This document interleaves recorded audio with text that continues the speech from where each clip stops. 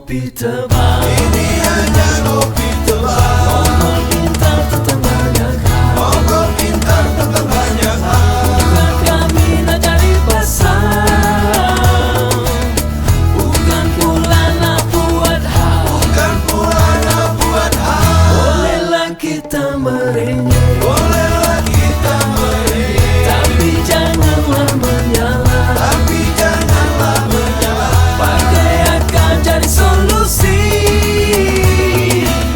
demi masa depan negeri. Demi masa depan negeri. Woi, sudah-sudahlah tuh, asyik nak merenyeh je.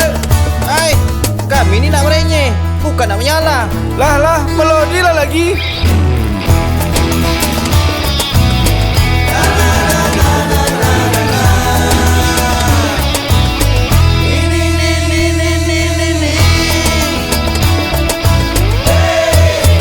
Merenyeh boleh, menyalah jangan. Assalamualaikum warahmatullahi wabarakatuh. Ini kita mungkin semi tayang perdana ngopi tebal. Ngobrol pintar tentang banyak hal, merenyeh boleh, menyalah jangan. Dari The Renyeh Club. Jadi untuk petonyeh menonton The Renyeh.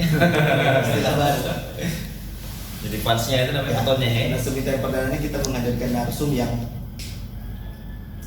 sangat dekat, tetapi kita belum pernah menggali secara dekat terkait dengan kehidupan beliau, dan mungkin banyak ada inspirasi ilmu-ilmu yang bisa nanti dijadikan manfaatnya oleh kita semua. Dan kita juga di sini di tayangan ini kita berada di kumpulan di tengah-tengah buku-buku, berbagai macam buku-buku yang ada di sini membahas segala macam hal.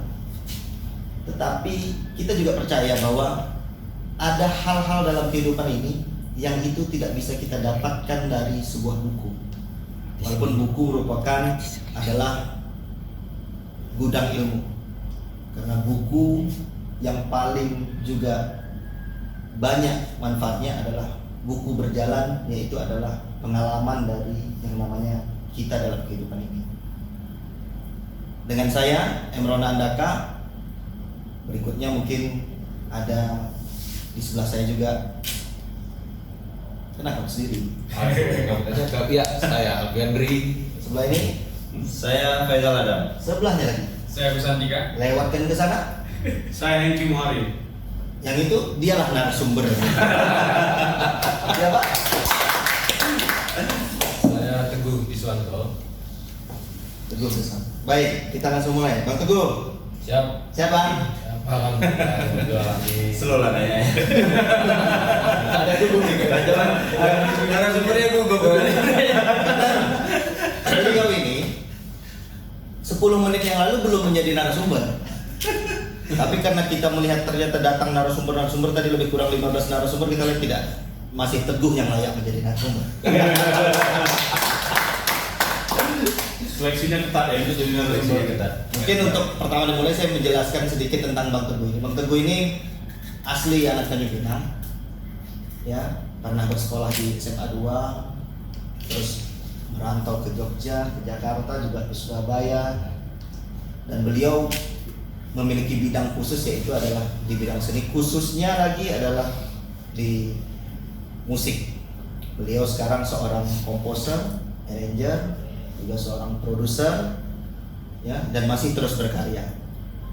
Karir perjalanan beliau sangat panjang, pernah menggawangi grup band Tiket, salah satu personel grup band Tiket yang juga dipromotori oleh anak Tanjung Pinang juga, Bang Opet Alantas. Terus juga beliau sudah banyak menghadirkan karya-karya yang hit di Indonesia yang dinyanyikan oleh penyanyi-penyanyi top, ya. Itulah sekelumit singkat dari yang namanya seorang Teguh Iswanto.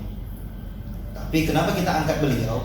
Belakangan ini beliau yang anak musik, musisi yang seniman, tiba-tiba beliau sering berkumpul bersama dengan kita-kita, kelompok-kelompok, membahas tentang filsuf, membahas tentang hukum, membahas tentang politik, membahas tentang sosial, membahas tentang ekonomi, dan itu menjadi sebuah hal yang menarik bagi kita. Kenapa seorang Teguh mau bergabung dengan kita yang merenyeh dan yang belum memiliki karya seperti beliau, ya. Jadi itulah kita menghadirkan beliau sebagai narasumber. Dan saya mungkin ya kepada kawan-kawan boleh menanyakanlah kepada Bang Teguh ini sebenarnya beliau ini siapa sih, ya kan? Beliau ini ngapain sih? Maunya apa sih? Ya kan, maunya apa sih? Ngapain sih? Nah, kita tanyakan dengan beliau. Tapi tentunya akan ada banyak ilmu yang bermanfaat di sini. Kalau tidak ada pun ya buatlah menjadi ilmu, pasti akan ada. Jangan sampai aku ikut open bidding. Seorang musisi tahu open bidding. Open bidding. Nanti kalau aku ke Jakarta, orang tuh bercakap, belum Ini udah banyak. Di Pinang musisi udah sampai open bidding, udah sampai. Jadi kalau saya ingat Bang Teguh ini ingat Ari Lasso, ingat BCL. Karena lagu Ari Lasso sama lagu BCL ini ternyata Bang Teguh beliau ini yang menciptakan gitu ya. Waduh, kebanggaan buat kita yang di Tanjung Pinang sebenarnya, Pulau Dewar pada umumnya ya, bahwa seorang Teguh ternyata karyanya itu menasional. Berarti kan ada kapasitas yang Luar biasa. nggak kaleng-kaleng kan gitu kan. Nah ini yang kita kendali nih. Kok bisa sih Bang di lagunya dinyanyikan sama penyanyi top, kan itu pasti butuh kemampuan Membangun terus kepercayaan. membangun kepercayaan dan juga mengulik sebuah lirik lagu menjadi lagu yang kuat itu kan sembarangan lah orang yang pengubahnya pastinya kan. Seorang Teguh tuh seorang yang menciptakan sesuatu atau melihat sesuatu di luar menjadi sebuah inspirasi atau seperti apa? Ya, pertama saya itu alhamdulillah dikasih kesempatan sama Allah gitu ya. Ada kelebihan yang saya punya, saya bisa sederhanakan itu menjadi sebuah manfaat bagi saya dan keluarga minimal itu. Kalau teknisnya cara bisa sampai di titik itu atau mencari inspirasinya misalnya melalui ketenangan atau apa gitu, kayaknya saya kurang sependapat gitu. Maksudnya karena misalnya teman-teman saya di slang gitu ya, mereka harus ke puncak bawa alat Baru dapat inspirasi misalnya. Beda situasinya dengan saya gitu. Suasana itu tidak begitu pengaruh. Sebenarnya pengaruh dia gitu. Tapi karena kondisi Jakarta tuh begitu ribet soal transportasi, kita menempuh satu studio ke studio lain itu butuh waktu panjang.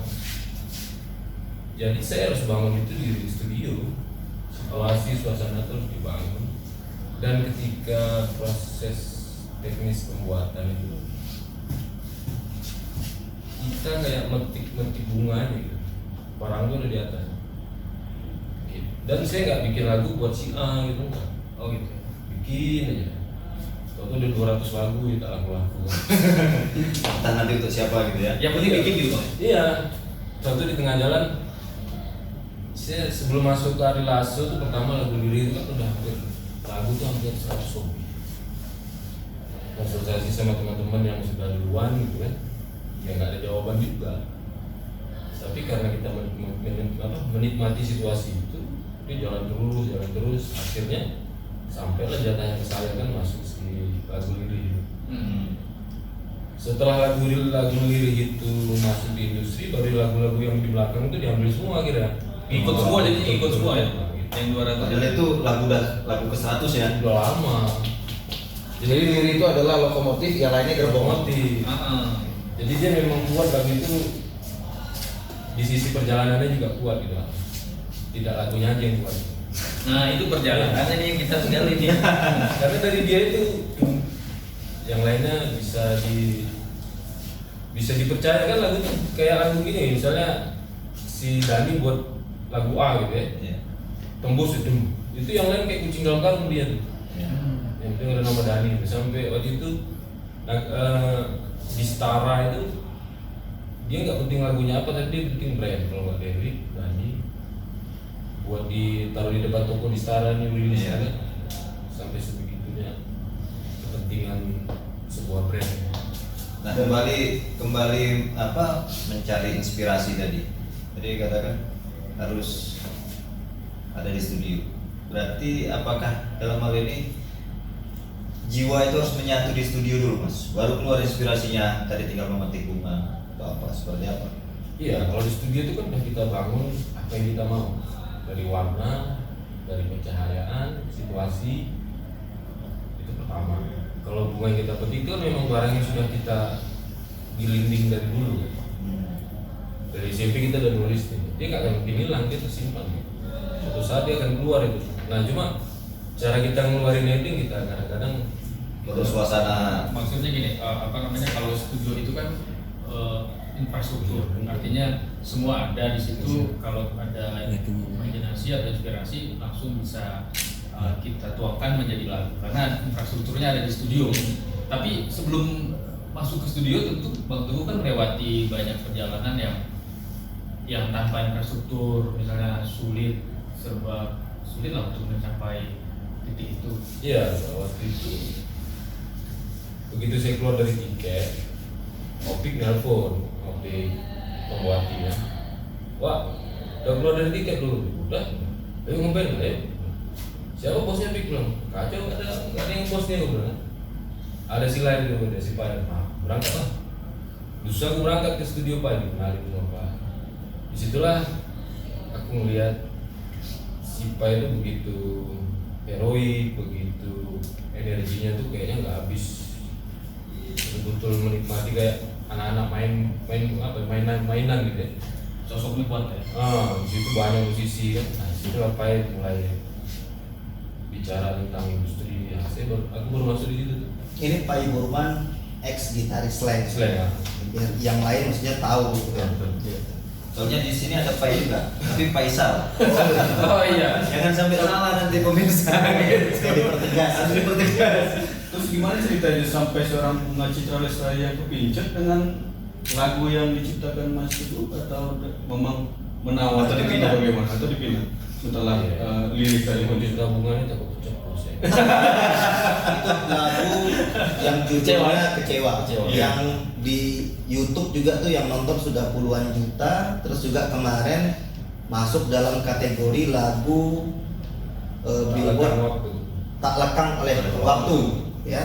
Dan itu pengarangnya adalah Teguh Diswanto anak Pina. Oh, Luar biasa. Oke, gimana Pak? Melanjut pertanyaan dari Pak Hengki tadi. Iya, jadi kembali ke lagu lirik juga. Begitu lagu lirik masuk, waktu itu publisher baru 3-4 tahun berdiri. Publisher itu yang menangani secara legal, manajerial, informatif untuk lagu dan songwriternya. Di sebelum ada publisher itu tidak ada, adanya dulu KCI kan. Songwriter itu berada di KCI di bawah naungan. KCI itu apa Bang? KCI itu yang menaungi semua pencipta dan label album-album musisi yang ada di Indonesia. Oke, Karya Cipta Indonesia. Nah, itu setelah itu pecah, muncul lagi setiap label membangun publishernya sendiri-sendiri. Tahun itu 10 lagu. Ya, akhirnya aku bikin lah 10 lagu yang store. Dengan syarat itu kan dia harus memberi aku infrastruktur kerja studio. Syaratnya utamanya itu kan, atau dibikin studio sama mereka. itu. Supaya inspirasinya keluar tadi. Nah, di antara 10 lagu itu adalah lagu yang Kecewa itu. Tapi refnya belum ada. Ini marah belum ada. Baru sampai nampak kesal. Pain almarhum. Ini kayaknya refnya belum kuat, belum ada refnya. Harusnya dia lebih kuat lagi. Iya. Aku pulang, aku bikin 2 hari lah. Jadi kirim. Ini baru pas nih kata dia. Bentar gue cariin siapa nih kerennya nih. Oh si Unge siapa BCL ya. Dia baru keluar rilis sama Pas Band. Sebelum itu udah keluar album ya, udah keluar album. Masuk dalam album Tentang Kamu. Nah, Tentang Kamu itu jadiin hitsnya. Si Pain bingung juga katanya. Pinginnya lagu lu gitu. Tapi ada satu label besar toko kaset tuh pinginnya lagu Dewi. Yang judulnya Tentang Kamu. Tentang Kamu. Ya, kalau aku sih Pak, ya pinginnya lagu aku lah, belum. Tapi masuk lagi album ini pun aku udah senang. Tak ada ekspektasi tinggi juga gitu. Pokoknya kamu percayakannya sama saya ya kata Almarhum. Aturan apa? Karena Pak ini itu memang orangnya dia A&R, tapi dia tuh jiwa senimannya tinggi. Jadi kayak Ari Lasso dia juga yang bangun. punya taste. Ari Lasso dari nol tuh dia bangun. Aku pun dia siap. Orang itu yang intens diskusinya. Di bawah dia sangat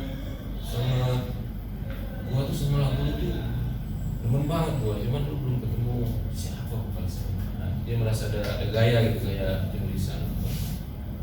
Saya sering curhat sama dia masalah industri. Nah itulah ceritanya, akhirnya lagu Kecewa tidak dipakai untuk hits, tapi berjalan 4 bulan lagu Tentang Kamu udah mulai turun, dia tetap jadi karaoke di radio sampai 10 tahun kemudian makin Melejit. naik kelas Sampai sekarang. yang dibilang jadi billboard itu lagu Tak Lekang Oleh Waktu. naik terus ini ya apa? Ya terus ini hit. Jadi Insya Allah. Jadi perseteruan dua publisher tadi siapa yang mana? Akhirnya saya pilih Aquarius karena Aquarius. guru saya, teman saya, bang saya, Pak Burman di situ. Oh. Gimana nilai?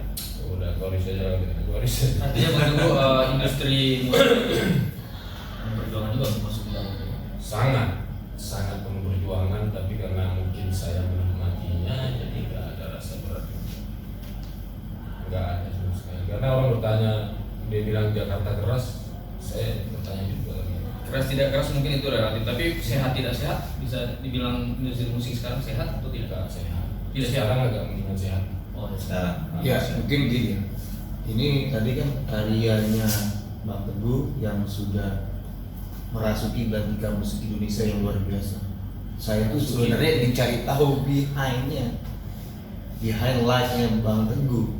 Dia dari Tanjung Pinang, konon katanya nih ke Surabaya. Ngapain di Surabaya? Terus sampai ke Jogja. Ngapain dia di Jogja? Terus ada satu cerita menarik lagi di Bulungan. Ngapain dia di Bulungan? Ngapain dia di Bulungan?